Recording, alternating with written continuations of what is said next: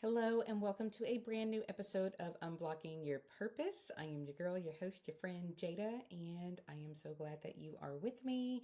We are in episode number 4. I cannot believe how quickly this month is passing. Usually, January goes very slow, and being a January birthday baby, normally I like that. I'm like, okay, it's great. Sometimes it's like, okay, after that year of January, the rest of the year finally catches up. But here we are in the 4th episode, the 4th of, I believe there were like 5 weeks this month too, right? So we're moving, we're shaking, and I am glad that you're here, whether you have me in your ear or if you are watching on the YouTube channel. Hey, I am just so glad that you are spending a little bit of time with me as I share with you what has been placed on my heart this week. So, really quick before we jump into this episode, just a quick recap. Last episode, we talked a lot about discernment and wisdom, and how, as busy women, especially moms, wives, all the things, a lot of times we feel everything is important, everything is urgent, we have to do it now. And we need to probably like slow that down a little bit, right? We should seek his wisdom and seek his guidance and go from there. And that's giving us then discernment and wisdom to go forth and do what he has called us to do. That we have to understand that not every demand that comes our way, whether it's from family, friends, society, whatever it may be, work, that it demands a yes from us. It may not. It may mean no, right? I talk about it all the time. It's a no. It's no is a word and a sentence, and it's okay to not always feel that need to to say yes and to do when it's not feeling right and settled for us. And a lot of times when we do find peace from that, that's a way of God giving us confirmation that we are actually in alignment with him.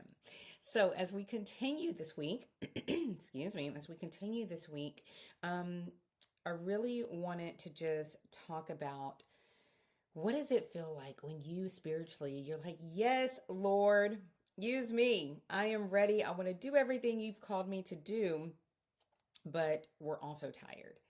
And then we're dealing with guilt. We're like, I know I said yes, but no, I'm tired. Maybe I'll do it tomorrow, or maybe, we're pushing it off or finding excuses. And I think we have to, understand that we can love him deeply. We can want to honor him and serve him, and we can still feel emotionally or spiritually, maybe even physically exhausted. And it does not mean that they negate each other. And I think a lot of times we will go into things feeling like it's all or nothing, right? Like we're all in or we're not. And for your friend here, I a lot of times was like, no, I'm black or white. It's right or it's wrong.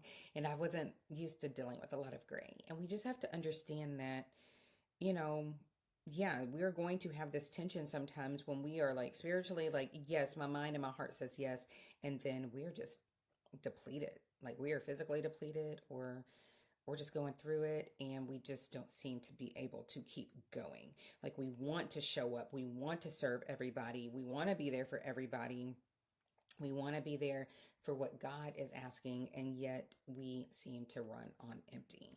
And so I just want us to talk about that, right? Because if you're like me and you've been in those positions and you're feeling guilty because you are tired, like, Lord, I'm willing, but I'm tired, and you feel guilty for that, and then you just kind of start spiraling from there, right? Because it's like we can never kind of pick ourselves up out of that, because instead of looking at what we are capable of doing, we're so stuck and focused on what maybe we wanted to commit to or what we did commit to and we could not, fulfill that. Um, and we just have to understand that we have to give ourselves permission and give ourselves space to honor all of it. To honor, yes, the great intentions, and to honor, yes, hey, the depletion is real sometimes. It's one thing if you want to start something and you just blow it off or whatever, but it's different when you really want to do it and you just can't. And I just want us to kind of walk and talk through that. Whether it's like me, I wanted to start working out, and like every every week I'd be like, okay, I'm gonna start on Monday because I'm gonna do this program. And if I miss Monday, I'm like, well, I may as well miss the rest of the week.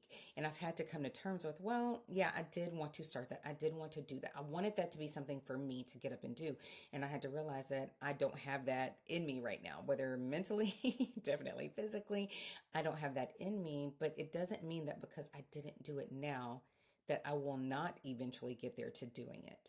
And to honor, like, the timing is just not right. It doesn't mean that it won't be. And it doesn't mean that I'm a failure because I didn't start it when I thought I was going to start it, right? So, as we look at life and we look at things that are happening, we may start as we're, still in January. It's still new. They say a lot of people who make resolutions or whatever normally fall off by February. So then you start kind of going back into old habits. Well, I didn't do it, so I may as well not do it. And we don't want it to be about that. We're not quitting. We're not failing. We're just honoring where we are. We are honoring where he has placed us. We're honoring maybe even where we may be putting ourselves at the moment, right? Recognizing it for what it is, but not guilting ourselves and not punishing ourselves for that. But taking a look and saying, where can I tweak? Where can I change? How can I make it better? How can I get back on track, whatever, that track looks like? We also have to really look at when we say we're exhausted, where's that coming from? Are we spending time somewhere where we shouldn't be spending time, right? And maybe that's like, okay, at the end of the day, I'm just gonna doom scroll or whatever, right? Could that be better use of time doing something else? Possibly. Or is it, like I took off from work because I just really needed a break. I needed time for me. And so in that time, I'm like, okay, I do want to get certain things accomplished. I do want to rest. I want to do these things. And I didn't make myself feel guilty. I kind of went with the flow. I'm like, hey, here's a list of things I want to do. And then I got to them as I got to them. Honoring myself, honoring that, you know what? Why am I tired? Maybe I'm exhausted from physically running around.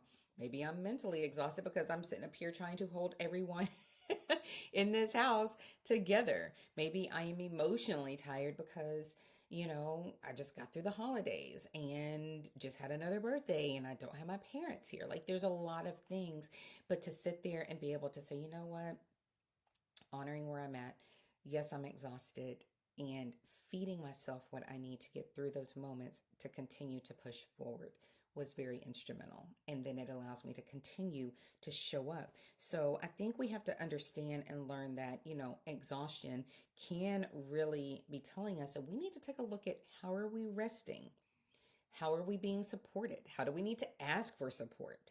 What are the boundaries that we need to, kind of put in place so that we can continue to do what we need to do? So let me jump into this Bible verse. I'm going to go ahead and read the whole verse and then I'm going to talk about it a little bit. So it is coming out of Matthew 26, verse 41. So Matthew 26:41 out of the NLT. And this is Jesus talking. And he says, keep watch and pray so that you will not give into temptation. For the spirit is willing, but the body is weak. So, this is when he was going off to pray and he's like, telling his three disciples that he took with them, like, hey, I need you to stay and keep watch for me. I'm going to go pray. I'll be back. And they were willing to do that. I mean, I'm sure they felt honored, like, hey, Jesus, the big J didn't ask you to come and watch out for him while he goes and prays. And I could imagine them being like us. Like after a little bit of time, you're like, what else am I gonna do? I'm tired now, right? And even if you don't mean to fall asleep, you might just fall asleep. And so as if you know the story and if you don't, they fall asleep and he comes back and he's like, you couldn't even stay and keep watch, right? And so this happens a couple of times. Hey, stay up and do this. I'm gonna go pray. I'll be back, right? And so the big deal is they were spiritually willing. They wanted to do that, but their body, their flesh was weak. And so I think that really kind of relates to us. We want to do these things. Like we can sit there, we can make a plan, we can watch something, being inspired, or maybe you went to church and you heard a sermon or someone shared something with you, or you're just seeing what's going on in the world and you're like, I want to do more. Lord, use me. And then your body just is not able to keep up with that for whatever reason. And I just think that even with them, it wasn't so much as like, yeah, I'm sure there was an amount of guilt because he's coming back like, hey, I asked you to do this one thing and you can't do this one thing. But he didn't give up on them. He did not give up on them. He gave them more chances. And I am saying that to say to yourself, don't give up on yourself because God's not giving up on you. And yes, we may start and we may stop and we may start and we may stop. Like, eventually I'm going to get to the workout thing again. Stay with me, stay on me. I will get back to working out. And it's going to be so hard when I first start because my body is going to hurt for a little bit, but I have to know it's mind over matter, right? I'm going to start again. And guess what? It probably, most likely will not be the last time that I will have to start again, but I will start. And I will do it as long as I can, as long as it's fitting in and I can do what feels good for me or what fits my life at this time. And then if I have to fall off, it probably will happen. And then I'll be back again to start again. So it's not that we are not spiritually willing. It's not that our minds don't get it or that our hearts aren't willing. Sometimes we just can't physically keep up. And so I am just here to encourage you that it's okay. It's okay, but keep going. Don't stay stuck there. Okay. So, when our spiritual willingness does not cancel our human limits, right? So same thing.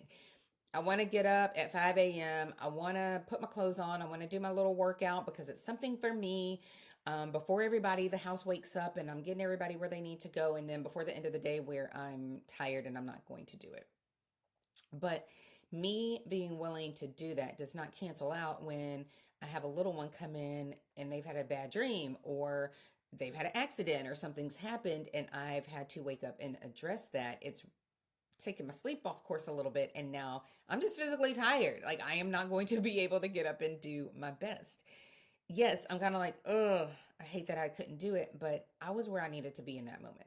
Took care of my baby, did what I need to do, and God willing, I'll have another opportunity to get back on track, right? So just because we are spiritually willing, which is wonderful, it doesn't mean that it cancels out our natural fleshly limitations, right? Does that mean that we should use it as an excuse? But it just should be able to help you to understand and to relieve some of that guilt that you may be feeling because it's not going to cancel it out. Now, we, of course, can always pray and say, hey, Lord, help me out. Help me be a little bit better. Help them babies sleep a little bit better. But it doesn't cancel it out. But it doesn't mean that we should be beating ourselves up for it. And we have to also understand that exhaustion is not a moral or spiritual failure. We are in this body. We are limited to what we can do. Okay. And that's how he made us. And that's how it is. We are not super women, supermen. Yes, he pours in talents and he pours in gifts and he does those things for us, but we are not just limitless, no limit soldiers around here. Yes, we want to do these things. Yes, we want to honor him. Yes, we want to honor ourselves, but we have to understand that it's not a failure if we are just not able to do it. Okay. So, what about the danger of over giving without replenishment? We are going and going and going, right? Are we eating well? Are we sleeping well? Are we making time for ourselves? Are we connecting with God? Are we connecting with friends? Are we doing all of these things that could help us? Or are we just like, nope, I got to do the to-do list. Nope, I got to be the one to do everything. I have to clean my house. I have to go to work. I have to take care of the kid. I have to do all of this stuff. And we're never replenishing. We're never putting those deposits back in. We're never resetting and refilling, refueling, recharging. If we're not doing those things, that's dangerous because now you're going to get to a point where you're burnt out, you're running on fumes. Now we're snapping at people, or maybe our bodies, God forbid, give out because we're trying to do all this and not replenish. That is not what he called us to do. I have an episode about that. He did not call us to just grind ourselves into the ground. That is not our purpose. So understand, and I'm sure you've seen or heard people say, we're not putting on our tombstones or, in the obituary that you got a prize for running yourself into the ground. That is not how it works. And we really want to be able to, as we talked about before, we want him to be filling us up so much that we're giving from our overflow. So if we're not doing that, the danger of not replenishing ourselves, it's bad for us, for building the kingdom, for our family, our friends, our jobs, people that we come out to connect with, like me with you. So we have to be mindful of that. You deserve to be able to recharge and refuel and to just pour back into yourselves, whatever that looks like for you. We have to also look at, as believers, and if you're new to this, Jesus was the model. I mean, we will never be perfect. He was the man, right? But he was the model that we have to look at. Like, he needed rest, right? I mean, he rested, he went away, he had boundaries. There were certain things that he was not putting up with, and he knew when he needed to withdraw so that he could get that replenishment. So he is an example. So who are we to sit here and be like, no, I have to do all of this stuff all the time for all the people and drive myself crazy, when we had a model of someone who knew there were times to recharge so that he could keep doing the mission of his father. And that's the same for us. Look to him for those examples. Quit trying to do it all on your own, because we also know pride comes before the fall, right? Okay, right. So I talked about, words that I have. A lot of people will choose a word for the year, and stewardship is a big one for me. And so just sharing with you as I continue to try to walk this walk, that stewardship includes emotional and physical capacity. I can only do so much. I have to be in the right mindset. I need to be with the right heart posture. I need to be physically capable of what demands may come. And that then leads to me being a good steward of what he has given me: my time, my finances, my emotions, my physical body, staying well, all of those things. If I am not, making sure that I am up to capacity physically, spiritually, emotionally, that I am not going to be in position to be a good steward of what he gave me. You picking up what I'm putting down? So think about that for you. Like, what is it that he has given you? What is the charge he has given you as you're listening and praying to get that discernment and wisdom? Where is he placing you and putting you? And then are you prepared in all of those areas to move out accordingly and do that to the best and highest of your ability? I challenge you with that this week. I challenge you to think about that. And if you need to make some changes, make some changes. If you need to ask people to help you, ask people to help you. If you need to delegate, let some of that go. I just had to do this. I have a virtual assistant, and I've never met her like in real life, but she has helped me so much. And I had to just come to terms that I'm like, I need you to help me. Like, there are things coming up in my life that is going to take away from some of the flexibility that I have right now. And I need you to step in, because I still have these dreams and goals and aspirations and missions that God has for me. And I need for you to help me to reach that. And making sure she has all the tools she needs to be able to do that for me, to help me. And so I'm just here to share with you, like, what does that look like? Is it your home? Do you need help with your home? Do you need help with your babies? Do you need time to, like, put on your calendar time for you, even if it's like 2 hours, and have someone sit with your kids, and then you make sure to go do something for you? What does that look like, so that you have the emotional and the physical and all the capabilities and capacities to deal with what he is giving you to move out? I challenge you with that. So, a few questions to think about, and hopefully you're journaling. Let me know how that's going for you. Where are you spiritually willing but emotionally exhausted? Where does that come up for you in your life? What have you been pushing through that needs support instead? Like I said, like, who can you delegate to? Who can you ask to come in to help you, instead of you just pushing until you're depleted? We don't need that. And what would honoring your limits look like in this season? Remember, where we are right now is not where we're going to be even in second quarter, or, in the summer, or in the fall even. So where are you honoring limits? Where are you honoring, like, your no and your not right now? Or I just don't want to, and I want to give it all away. Where are you at in this season?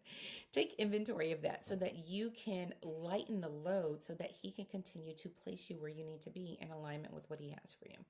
So that's my challenge for you this week. I hope this helped you. As always, if it did, share it with somebody. Reach out on the community. I'm trying to build that group of support, so that we all have that as we continue to do what He has called us to do. And until then, we will be back in February, finally, for the next episode. And I cannot wait to get into that with you. So, till then, know that I love you, I mean it, and have a great week. Bye.